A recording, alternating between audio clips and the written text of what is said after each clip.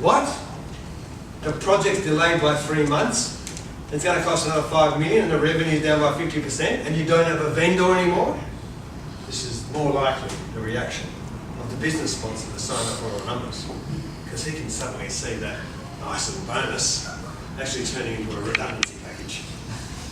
So he's in what's called the fight-flight.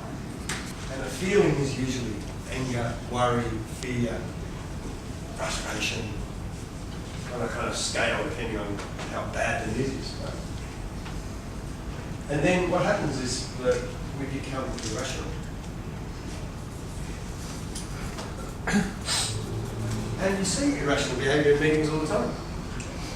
Normal human beings have actually got normal, good manners and well brought up people screaming at each other in meetings. Has anybody ever seen that? Seen someone screaming in a meeting? Yeah. It's really nice, isn't it? Because I say to you, you are incompetent. How could you let this happen? So I'm reacting, right? This is no. So 2 people react differently. So it's not the event, it's what I tell myself. You might say, oh well, I've done a few public speaking before. It's going to be a bit bigger than normal, but I should be all right. Whereas someone's going to say, no, I'm not going to do that because this is horrifying. So it's what I tell myself about the event that determines how I react, how I feel and react, right? So you, as the project leader, as the facilitator of the meeting, can control this.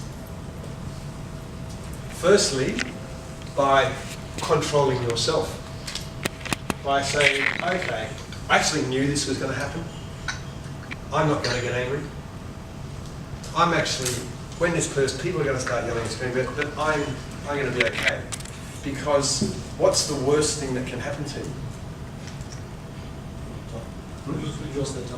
I might lose my job. Maybe. If I'm responsible for these numbers, but am I going to die? Well, it depends how angry he is, I suppose. But assuming he doesn't hit me or something, am I going to die? Am I going to get badly injured? Am I going to lose my family? No. Am I going to be sick? Am I going to go to hospital? No. So what's the worst thing that can happen to you? Am I going to lose my job? Well, it wasn't really my fault, so I'm not going to lose my job. The worst thing that can happen is that I'm going to feel a little bit under pressure and a bit uncomfortable with this. But I'm okay. So I'm not going to react. I'm not going to get all upset about it. So my thought is, I'm going to be okay. So I actually feel okay about it. So I behave in a calm manner. And the reason I can do this is because I've handled these situations before. So there's what we call our pool of life experiences tells me, all right, it's not going to be fun, but I'll be okay. So that's the first thing, is that I know. And then the next thing I need to do is I need to give a new event to this person. I can't change what's happened. That's in the past, but I can do something about the future. I give them a new event.